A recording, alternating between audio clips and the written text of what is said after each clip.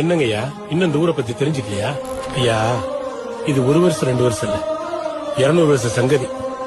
எங்க பாட்டை மூட்டை காலத்துல இருந்தே பல தலைமுறை அப்படித்தான் போயிட்டு இருக்கு. புதுசா வர்ற யாருக்காகவும் எங்களை மாத்திக்கவும் முடியாது, நாங்க மாறவும் மாட்டோம்.